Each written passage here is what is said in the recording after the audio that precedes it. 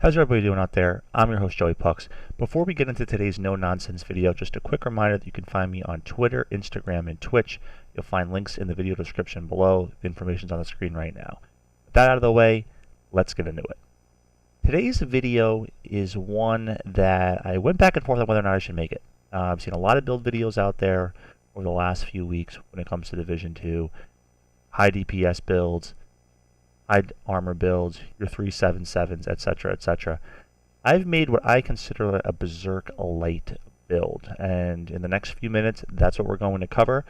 The concept is basically balancing your outgoing damage, okay, and your healing against the incoming damage that you're taking, and constantly sort of balancing and sort of feathering your armor stat, okay, so that your armor is never quite at zero and is never full either. Okay, so you're not going to be getting the full Berserk benefit, but you're also not going to be in that health pool where in PvE you're just, basically one shot away from being killed by the NPCs. And I believe that this concept that I will describe in a little bit more detail over the next few minutes will hold true even when the title update comes out in May.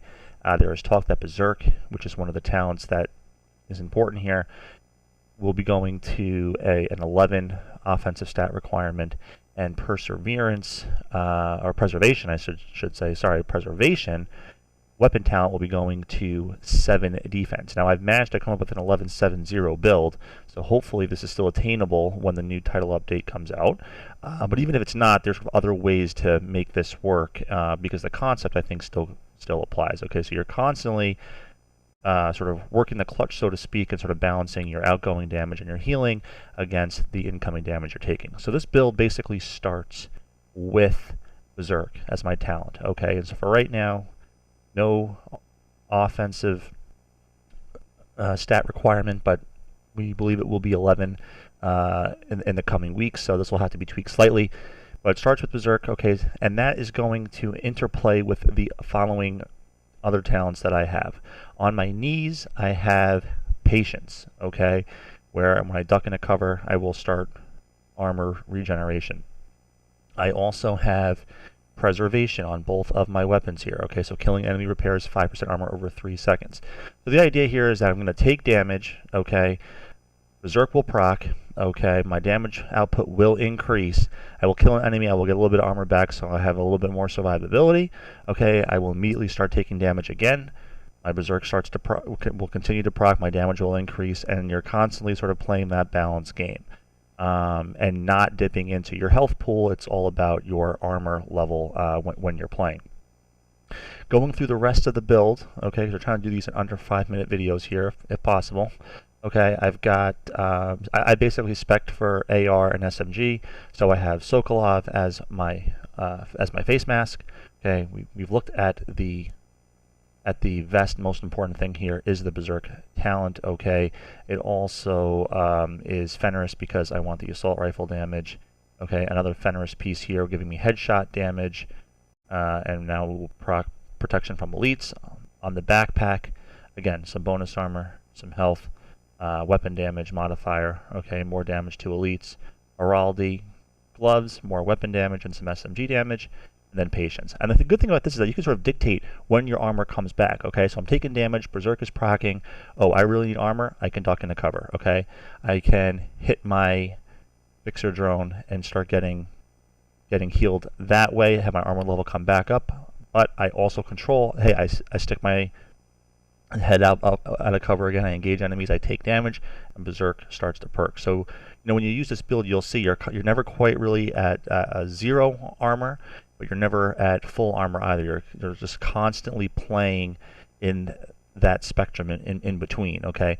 A tip on the chem launcher, I use Oxidizer. You can chem launcher yourself at the beginning of an engagement, okay, for the purpose of proccing Berserk, and I know that I can get a kill and I'll have my armor level increase back up.